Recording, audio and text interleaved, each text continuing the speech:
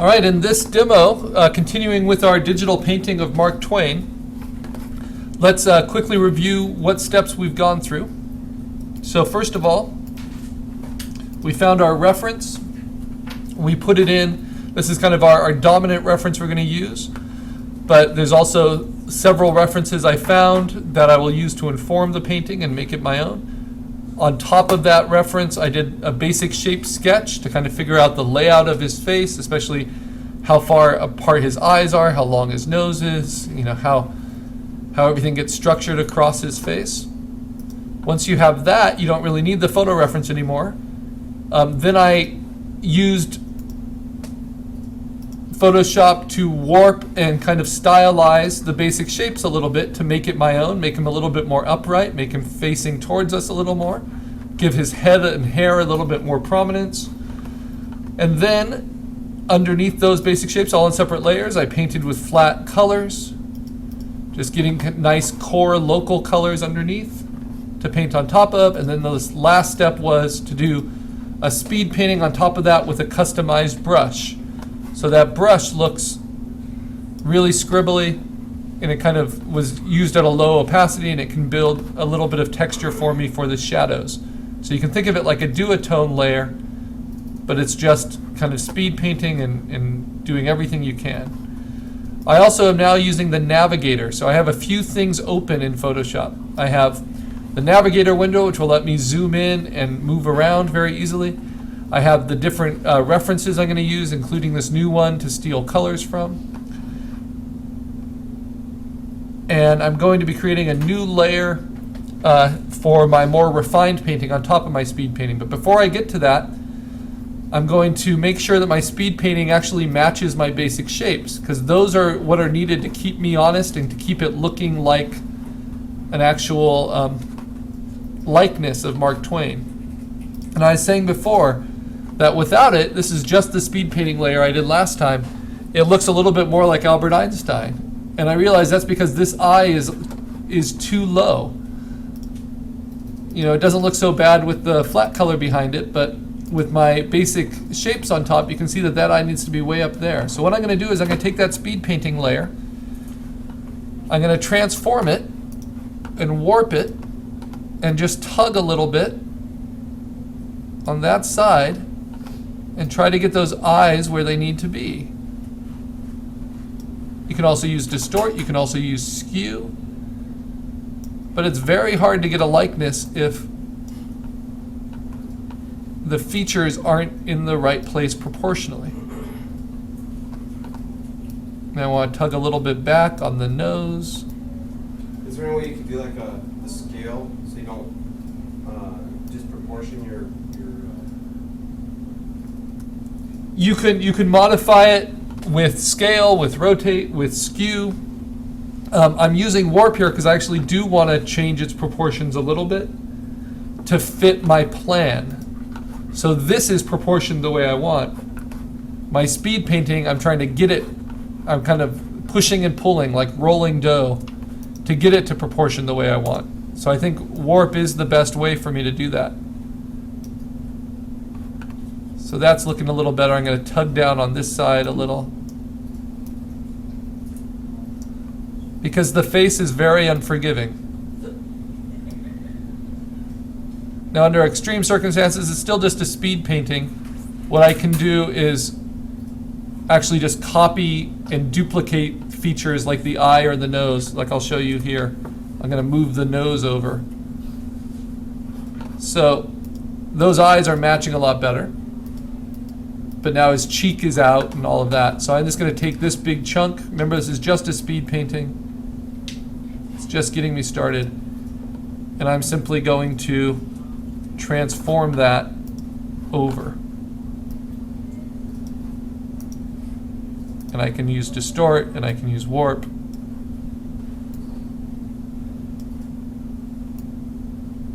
But I want to get it to match my basic shapes. Now that I wanted to show you that because speed painting alone can often lead to distortions that you don't want.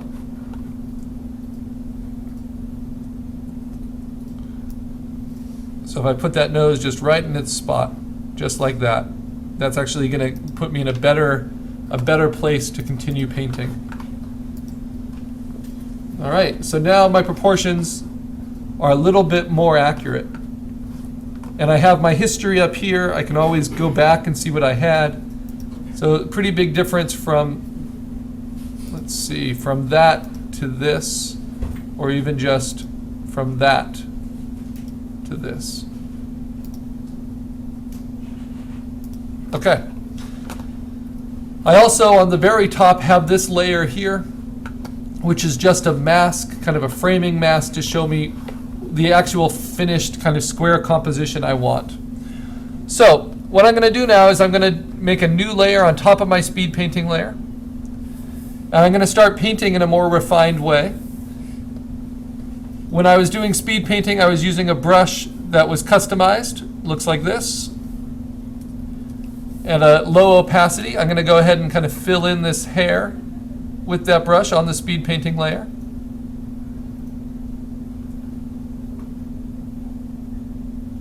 Finish that off a little bit so I can move on to the next. Okay, now in refined painting, I'm going to be zooming in a lot more and working a little more detailed. And so maybe this brush isn't what I want to use anymore. And I could probably pick one very easily from the menu here that would work just fine. In fact, these little sponge brushes work great for digital painting most of the time. But in order to really understand how to modify a brush, I'm just going to create a new custom brush quickly. So let me save my progress there. And I'm going to create a new Photoshop file. I like to create brushes at either 200 or 100 pixels, limited pixels. And I'm just going to use a regular brush, pressure sensitive, 100% hardness, at 100% opacity, black on white, pretty small, and I'm going to make it just a little round brush. It's a little bit more complex. Maybe broken up at the edges.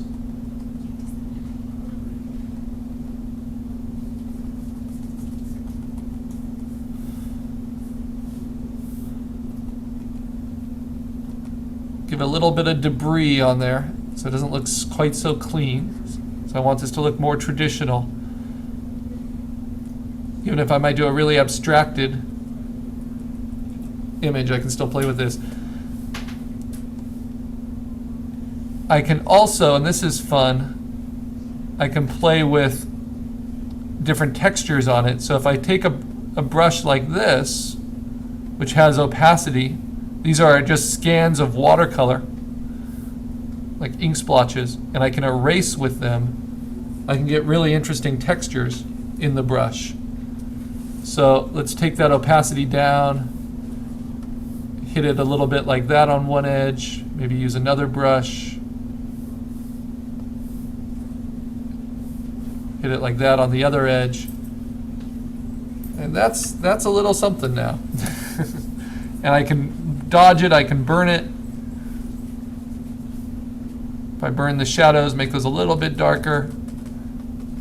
I've now got kind of an interesting little splotter brush. So then I'm going to say edit, define brush preset. I'm going to call it Carl Test Brush 5. Say OK. Then I'm going to save it just to the desktop.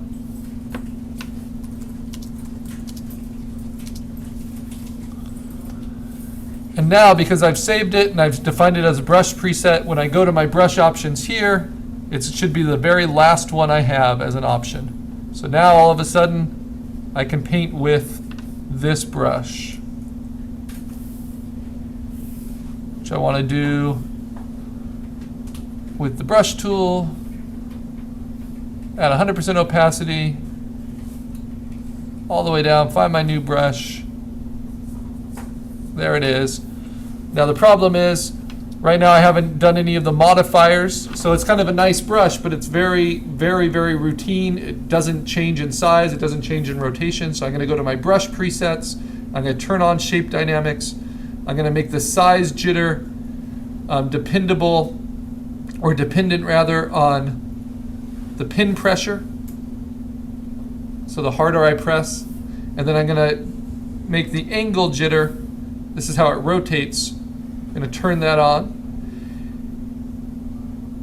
And then I can, because I have a tablet that supports this, I can actually turn on what's called the scattering jitter based on the pin tilt. And this will be kind of scattering it out and making it a little bit more lopsided. And then it will do that as I tilt the brush. It will do that more and kind of splatter a little. And it will be just a more believable brush. All right, so all that's good. I've now got the brush I want. I'm going to go ahead and erase that evidence and start my refined painting. Whoops. Very easy to delete digitally. You got to be careful what layer you're on. Okay, I'm going to go ahead and lock that speed painting layer, and I'm going to turn on my flat colors layer, and I'm going to lock that as well, because I don't want to accidentally be painting on those layers. I already have my basic shapes layer locked, and now all this is looking pretty good. So I'm going to call this the refined painting. Now sometimes this can take several hours, sometimes it can take days. We'll see how long it takes. All I can do is just get started and see what I end up liking. So I'm going to turn on that refined paint layer, and I'm going to start with some bolder colors here. So I'm going to use my navigation tool, zoom out a little bit, frame this a little differently. And that's why I opened up this reference, so I can pick some more out there colors. And I'm going to use my navigator to move around. So let's focus in on an eye. I use my paintbrush. I'm at a good height. I'm at 100% opacity right now. Maybe I'll turn that down to about 60%. I'm going to pick a skin color using Option,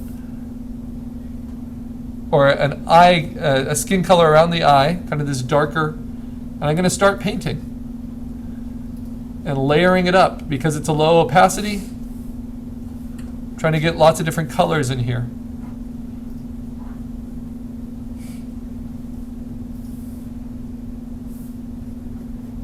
And I can always modify the color this way too, get more yellows, even get some greens in there. And then start stealing colors from myself.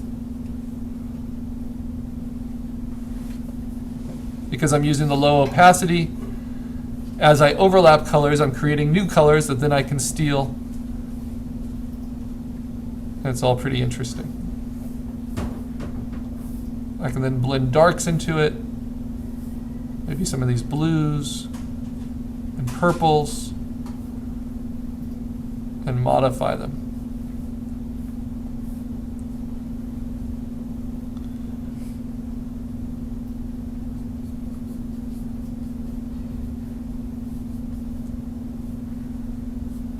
So be not afraid to play with colors at this stage.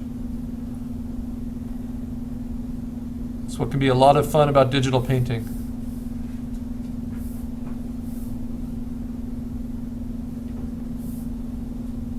Now to kind of shape out the eye, let me give myself some strong contrast here. I want my guy looking a little more towards the viewer, but I don't want him to have just black eyes. So I'm going to hit some color in there right away.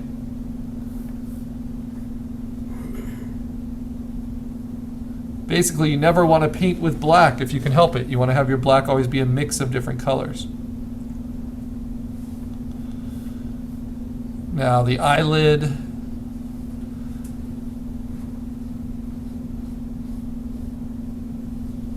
It's all just highlights and shadows.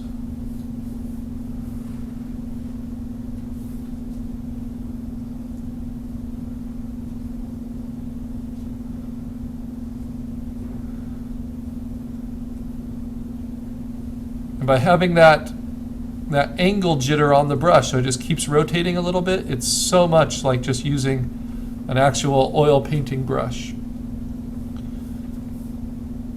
It's kind of uncanny to me how natural this can feel.